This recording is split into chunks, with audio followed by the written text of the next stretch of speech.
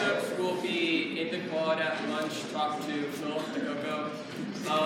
We need them back tomorrow along with money for Smug this weekend. And ask your last period teachers on Friday to miss last period. Like.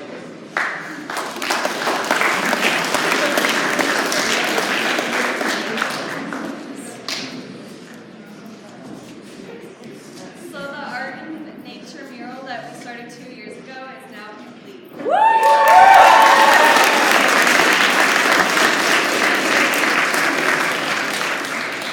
goal of this mural was to bring more art onto our campus while illustrating local wildlife. So can we have anyone that was participating in art and nature, whether you were part of planning it or actually painting on the mural, would you please stand up?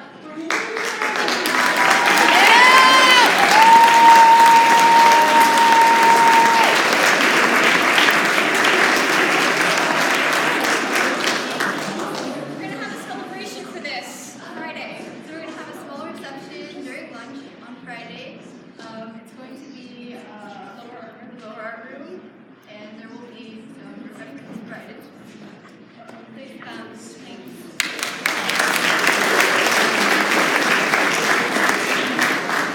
Hey guys, so we finished calculating the class points for Red and Black Week, and we actually have 2 winners. The sophomores and the seniors both got 80 points.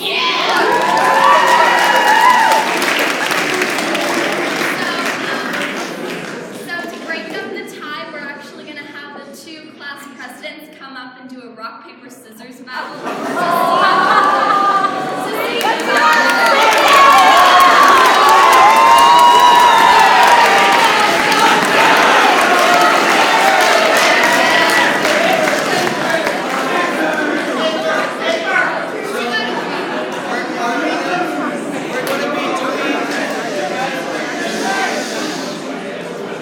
We're going to be doing 2 out of 3 rock, paper, scissors, shoot. The class who wins will be getting an ice cream party. We'll announce that day later.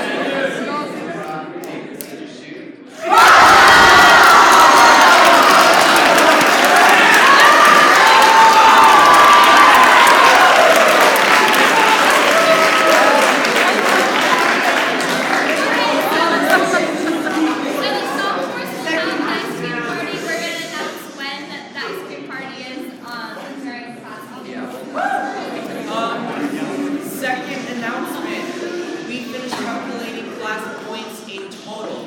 And so, in 5th place with 50 points are the 8th graders.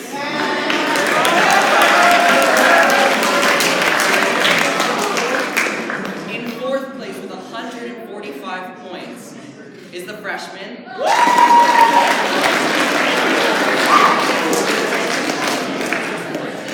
In 3rd place with 150 points is the sophomores.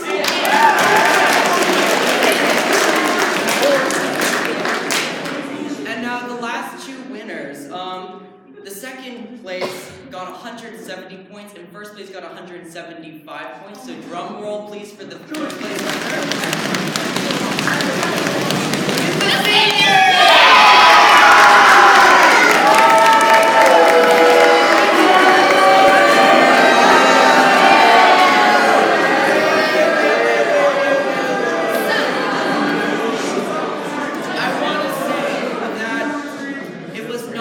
My brother knows that because I was about to rig it, but then he said I couldn't.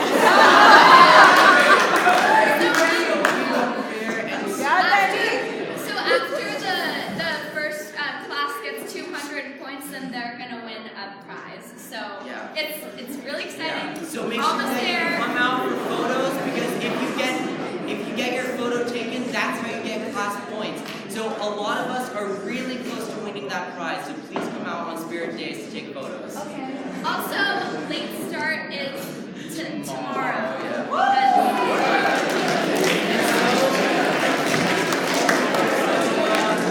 We're not going to be taking photos for tomorrow, but remember to wear your PJs, because when you come in late, just roll out of bed in your PJs, come to school. It's going to be really fun and really chill. Thank you. Thank you.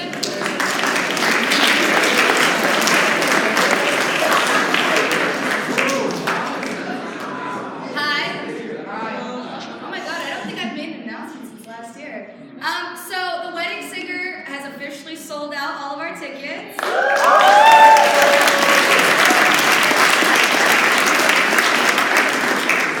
It's also the reason my hair looks like this. It will probably never be the same. Anyway, so if you want to come and see the show and you haven't had the chance to get a ticket, we are doing a preview on Thursday. It's free. It is also first come, first serve, so there will be a line outside of the theater. And it is our, last dress rehearsal. It is a preview, so it's not like it's gonna be good. There might be some things that go wrong. Anyway, so if you want to come, I'm kidding, Mr. Williams. It's gonna be perfect. Anyway, so if you want to come see the show for free, you can come on Thursday. Just make sure you get there early. It's gonna be at 7 o'clock, just like all of our normal shows. And if you also would like the chance to come see the show for free, you can usher on Sunday. We still need 2 ushers. And if you would like to help out with ticket sales or ticket collection outside the theater or anything else, just go ahead and contact Mr. Williams and let him know that you would like to do that. And that's a chance for you to come and see the show for free if you still haven't gotten a chance.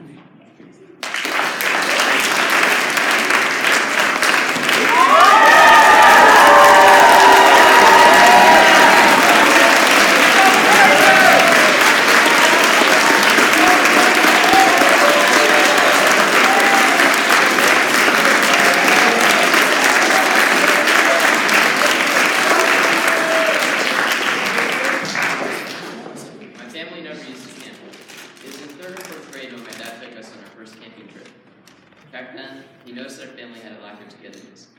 In the past, he went to nature whenever he felt stuck. So he felt the best possible way to deal with the situation was to show us the connection he had built with nature over the years. Ever since then, we have gone camping several times, mostly during spring break, as a way to rejuvenate ourselves. Though I've gone camping in so many places, there's one that stands out the most. Lake Casitas is a special place for my dad. It is a lake that sits about 5 miles from the towns that my dad lived in. When he was a kid, he would bike over to the lake and go fishing. I don't know what made him love the lake so much. The shady oaks that encompassed it, the blue-green water that gave life to his catch, or the many animals that called that lake their home. Whatever it was, my dad came back again and again throughout his childhood.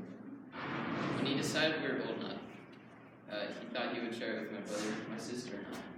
So, in the spring break of 2016, we made the 5-hour trip down to Southern California. As we blurred by wheat fields, small towns, and moving mountains, I wondered if it'd be a cool spot. There were lots of times when camping wasn't fun, like when we went to a place that was cramped and air was constantly filled with the whirring of generators. There was another time when we went to a dry area where dust would constantly get kicked up in our eyes, or stickers would get stuck in our shoes. I love this mysterious aspect of camping. Whenever I go, something is always bound to go differently. That's what keeps the experience fun and fresh. When we got to the lake, the entire place was deserted. Since most of the locals had just finished their spring break, we had the entire place to ourselves. The rangers even let us choose our own campsite, which is something that rarely happens. As we wound deeper and deeper into the forest that surrounded the lake, I realized how isolated we were from the world. With no one but the rangers around for miles and with no electronics, the feeling of being alone came over me. A dark menacing cloud that blotted out the sun. Although it did make me a little nervous when night came around, it ultimately made my experience a lot more special. After we got our camp set up, I went to go relax in the hammock we brought. I observed my surroundings. There were towering oaks with dark green leaves and birds darting in and out of their branches.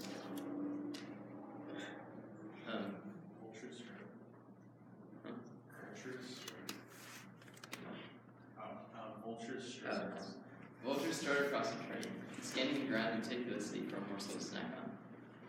I even saw lion caterpillars repelling from the treetops, sunbeams bursting through and revealing their hidden strings. This is when a feeling of peace set into me. I was a feather, lightweight, free from the stresses that consumed my life. Time slowed, allowing me to enjoy the moment at hand rather than planning for the next.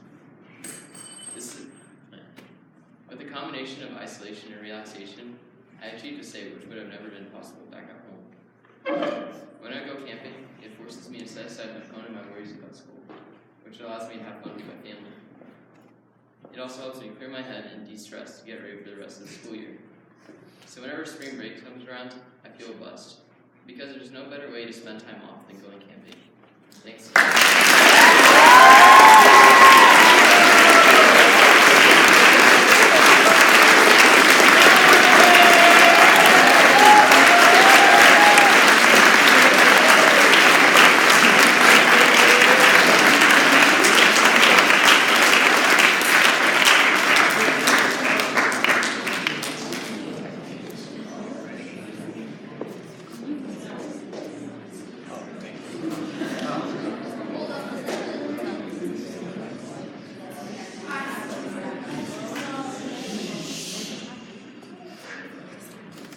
Good morning. Today is election day in the U.S. Woohoo!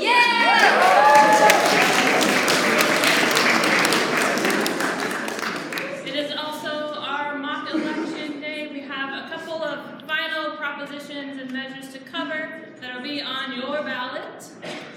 And also, if any of the seniors are actually voting today, also on yours. There are 3 propositions that are statewide. There are these fabulous 1-minute videos, which I'll show. And then we have 2 students coming up to talk about Measure J really briefly. And then I'll actually show you how to cast your mock election ballot. Okay, here we go. Gas tax. So maybe you've heard people talk about gas tax. We're going to gas tax. Hi, I'm Ben. I'm the campaign reporter at Cal Matters, and this is Proposition 6 in 60 seconds. Here's the backstory. Last year, lawmakers in Sacramento decided that the state's roads and highways were long overdue for a facelift, so they passed a law to boost transportation spending across the state by roughly $5 billion a year. Most of that money goes towards maintaining and repairing freeways and streets. To pay for that, lawmakers decided to raise the gas tax, index it to inflation, and hike a few other taxes and fees.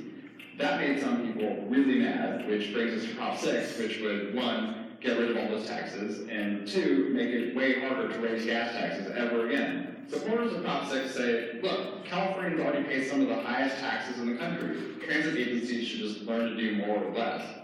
Opponents say the state hasn't increased the gas tax since 1994, and it shows. If we don't invest more now, roads are going to get worse and worse until we have to replace them entirely, which is way more expensive. So vote yes if you want to roll back the gas tax and make it harder to raise gas taxes in the future. Vote no if you want to leave the new funding to fix our roads alone. To learn more about Prop 6 or anything else on your ballot, go to calmatters.org and check out our law. That was Prop 6.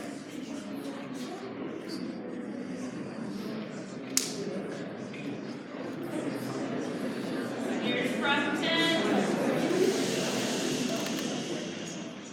Hey everyone, I'm Matt. I'm the data and housing reporter here at Cal Matters, and today I'm going to explain Prop 10, the local rent control initiative, in less than a minute. First, let me take you back to 1995. TLC was on the radio, everybody had AOL. California passed this law called Costa Hawkins, named pretty stupid. It bans any city from expanding rent control. The law says cities, you can't put rent control on units built after 1995, you can't put rent control on single-family homes. It also says landlords can raise the rent after a tenant leaves. Prop 10 will repeal all those restrictions. Any city in the state could basically do whatever they want with rent control. Rent control is currently in place in 15 California cities. Landlord groups hate Prop 10.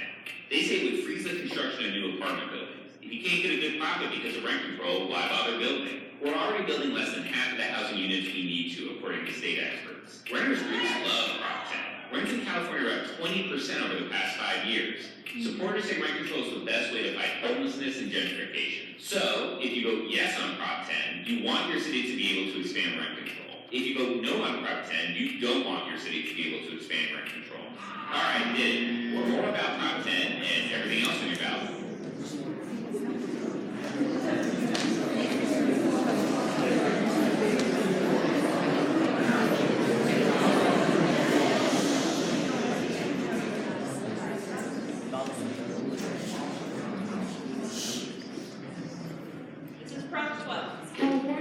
in the midst of a housing crisis. Why should farm animals be different? Hey, they need space too. At least that's what Prop 12 says. Hi, I'm Miranda Ryan, leader producer with Cal Matters, and here's what you need to know about Prop 12 in less than a minute. Prop 12 will put size requirements on coops and cages for breeding pigs, field calves, and hens that lay eggs. All hens would have to be cage-free by 2022, and all food products sold in California would have to come from animals raised in compliance with this law, even if they come from out of state. Back in 2008, voters passed a measure to give farm animals enough cage space to stand up and turn around. Commercial egg growers insisted that didn't require them to go cage-free, while animal welfare advocates said it did. Now, we're voting on this again. Supporters of Prop 12 say, let's write specific cage size measurements into law so the ag industry can't wiggle its way out of the rules. But Prop 12 is taking flack from both sides. Farmers say changing how they operate could drive up costs, and animal rights groups say the measure doesn't go far enough. So vote yes if you want animals to have more space and hens to be cage-free by 2022. Vote no if you don't want more restrictions or you think animals shouldn't have to wait 4 years for extra space. For more about this proposition and others, check out our in-depth election guide at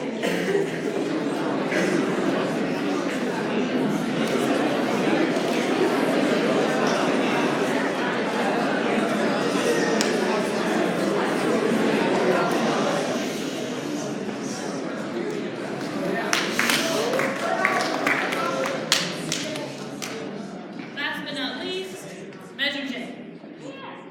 Alright, so we're quickly going to cover what Measure J is, the pros and cons of each delivered from the approving and disapproving parties.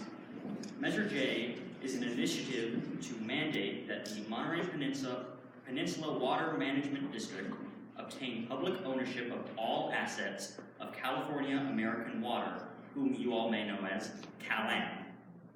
This would either be done through negotiations with CalAM, just, like little negotiations, or via eminent domain, the process by which the government has the power to seize private property without the permission of the individuals or entities who possess it, as long as substantial compensation is provided.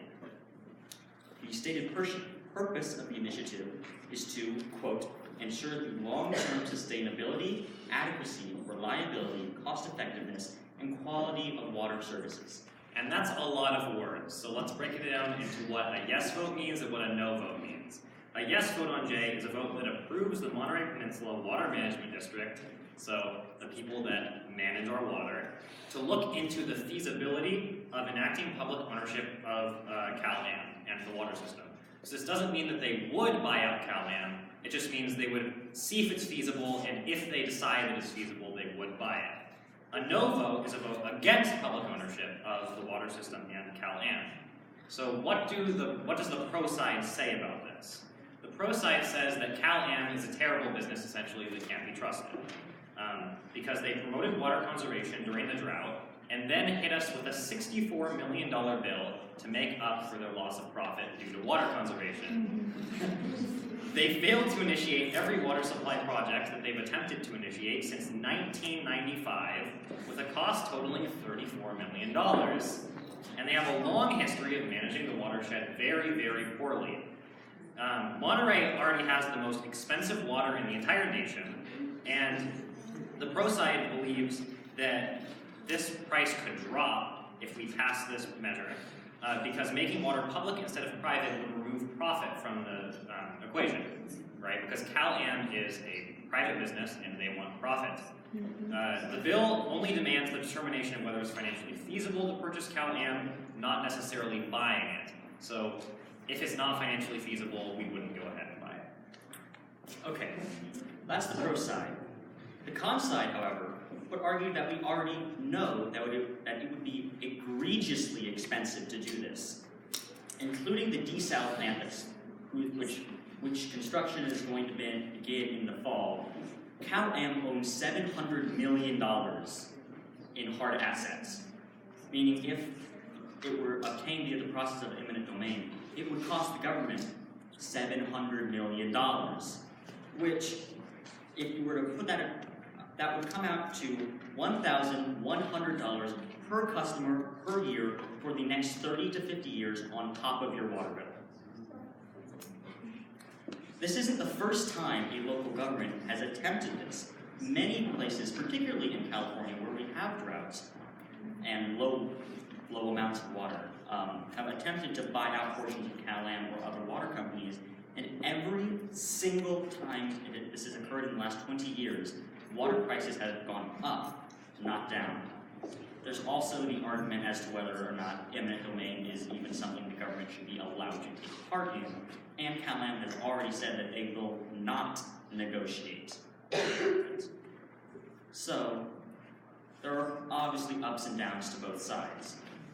It's either we take profit out of the equation and have to pay $1,100 a year on top of your water bill, or you let CalAm, which has already hit us with some insane bills, maintain control. So that's up to you to decide.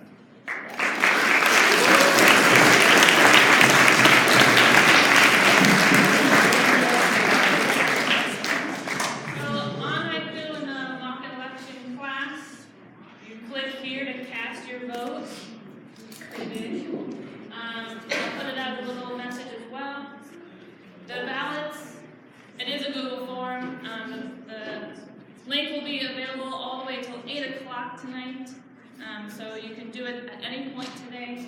If, however, you do it today at some point, not when your teachers are actually delivering content. Okay. There are a few of us around campus that have our little mock election I voted stickers.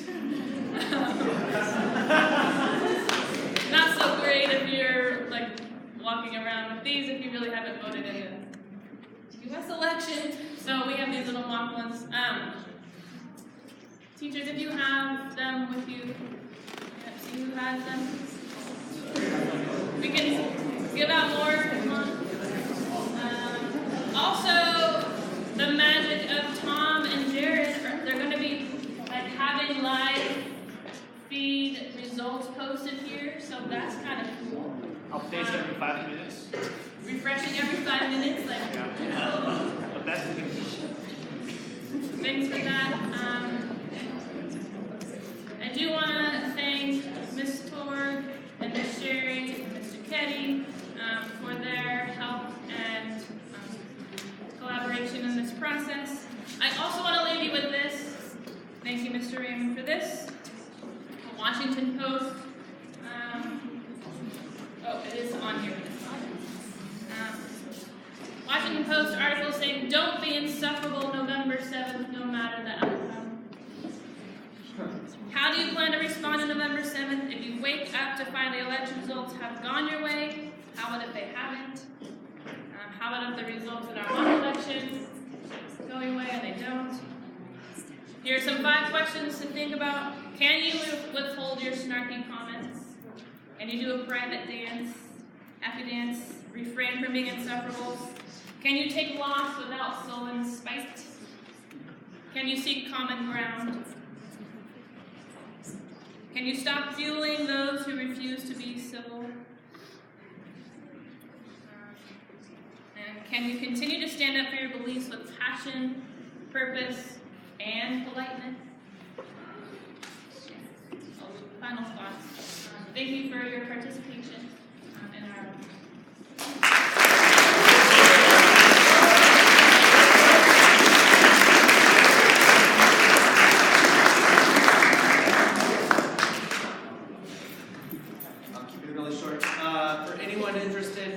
tomorrow's late start day, tomorrow during 3rd period, so F3, we have a special visitor coming to present to the physics class that period. He is an advanced lead engineer for Nightscope. They make little security robots. So if you're interested and if you have a class, please make sure to ask your teacher if you can see that. Thank you.